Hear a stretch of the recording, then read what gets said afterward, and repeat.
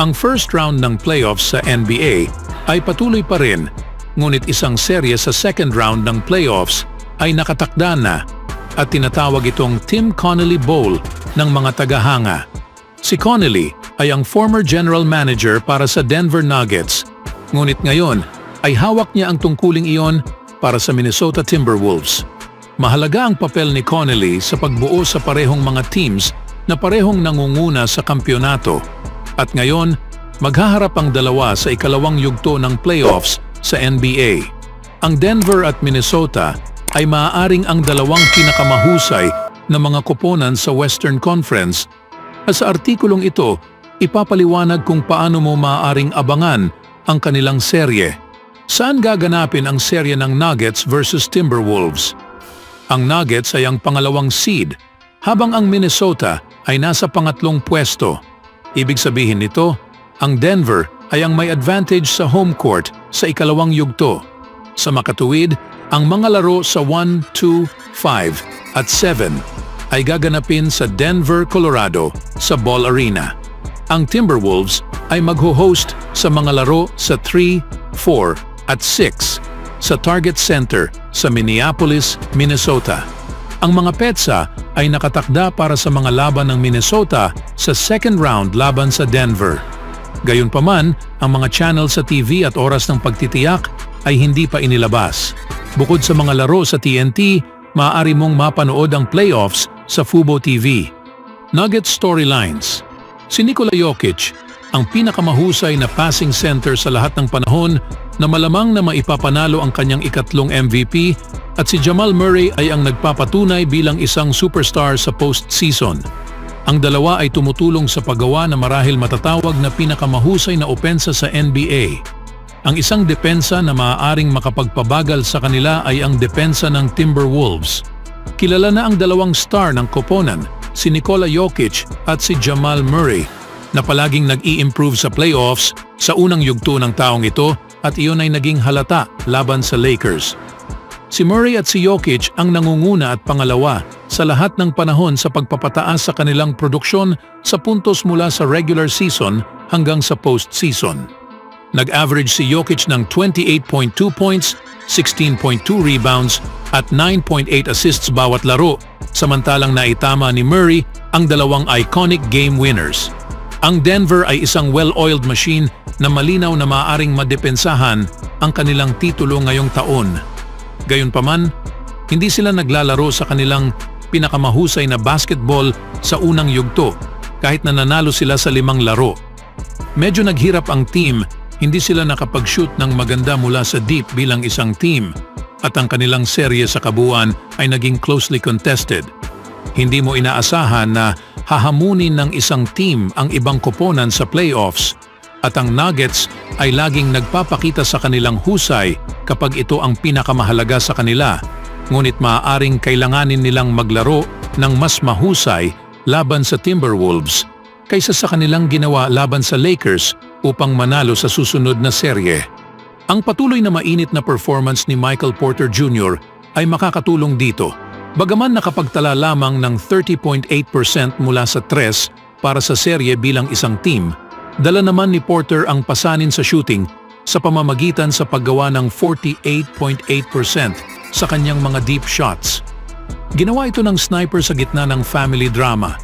Ngayong linggo, ang isa pang kapatid ni Porter ay nagkaroon ng problema na nagmarka sa ikatlong pagkakataon na pangyayari sa loob lamang ng ilang linggo. Para naman sa storyline ng Timberwolves, ang Minnesota ay may pinakamahusay na defensive rating sa buong regular season, at ang kanilang kakayahan sa bandang iyon ay naipakita sa unang yugto laban sa Phoenix Suns. Marami ang nanghula na ang Suns at ang kanilang magaling na Big Three ay masasapawan ang Timberwolves. Sa halip, na-sweep ng Minnesota ang Phoenix. 2 beses, nilimit ng team ang Suns sa mas mababa sa 100 points. Si Rudy Gobert ay tila patungo sa kanyang ika-4 na Defensive Player of the Year award, at siya ay nagtatrabaho sa paint. Samantala, sina Anthony Edwards, Jaden McDaniels at Nickeil Alexander-Walker ay mga elite na perimeter defender. Si Edwards, sa particular, ay naipakita ang kakayahan bilang isa sa mga pinakamahuhusay na player sa NBA ngayong postseason. Sa pamamagitan sa pag-angat sa second round, nanalo ang Minnesota ng isang postseason series para lamang sa ikatlong beses sa kanilang kasaysayan. Ang huling pagkakataon na nanalo sila sa unang yugto ay noong 2003 to 2004, nang si Kevin Garnett ang nanalo bilang MVP ng liga. Si Edwards ay naglalaro sa parehong antas at ang mga tagahanga ng Timberwolves ay gustong makita ang kanilang team muli na makapasok sa Western Conference Finals tulad sa ginawa nila noong taon na iyon. Siyempre, hindi magiging madaling trabaho ang daanan ng Nuggets. Mayroon maraming karanasan sa playoffs ang Denver at sila ay gutom na mipanalo ang back-to-back championships at maging isang dynasty. Sa tingin niyo mga kaibigan, paano kaya magre-resulta ang series na ito? Sa ibang balita naman, ibinigay ng Los Angeles Lakers ang lahat sa kanilang makakaya sa Denver Nuggets sa kanilang first round sa serye sa playoffs. Ginawa nina LeBron James at Anthony Davis ang lahat, ngunit sa huli ay si Nikola Jokic at Jamal Murray ang nagtagumpay sa pinakamahalagang punto sa laro upang dalhin ang Nuggets sa panalo sa serye sa 5 laro. Si Murray, lalo na ang nagpahirap sa Lakers nang maitama ang buzzer beater upang dalhin sa panalo ang Denver sa Game 2 at ang tumapos sa serye sa pamamagitan sa pagtama ng jumper na nagbigay sa kanila sa panalo sa Game 5 sa ilang segundo ang natitira. At para kay Murray, ang gawin ito laban kay LeBron ay nagbigay ng iilang kahulugan. Nagkaroon sina LeBron at Murray sa kanilang mga sandali sa pagtutunggali sa buong serye, ngunit mayroong napakalaking respeto ang guard ng Nuggets. Si Murray ay nagpahayag tungkol sa pagiging fan niya kay James noong siya ay bata pa at kung gaano ito nakakahanga na ngayon ay naranasan niyang maglaro laban ang superstar ng Lakers. Naalala ko noong bata pa ako at naglalaro siya laban sa Orlando at siya ay nasa Cleveland, suot ko ang kanyang jersey. Ang barbero ko ay kaibigan ng tatay ko at binigyan niya ako ng jersey para sa aking kaarawan o anuman at sinusubukan kong maalala ang panahon kung saan pwede ko itong isuot. At naalala ko na sinuot ko ang jersey habang siya ay naglalaro laban sa Orlando at naitama niya yung shot na may 1 segundo ang natitira. Naalala ko lang nakausap ang tatay ko at ako ay maliit na bata kaya hindi ko masyadong alam at ang sabi ko lang, hindi sila mananalo. Naalala ko lang na hinawakan niya ang bola at napagtagumpayan ng attempt at naalala ko na parang nabigla ko na parang tinamaan ako sa tiyan na hindi ko alam kung paano magre-react. Siya ay isa sa aking paboritong manlalaro mula noon at isang karangalan na makalaban siya. Mapapaisip ka sa kanya sa laro. Siya pa rin ay isang pisikal na dominante sa liga, ngunit mapapaisip ka sa kanyang mga laro at sa mga desisyon, passing at ang kanyang timing ay napakahusay. Siya ay sobrang super athletic dito.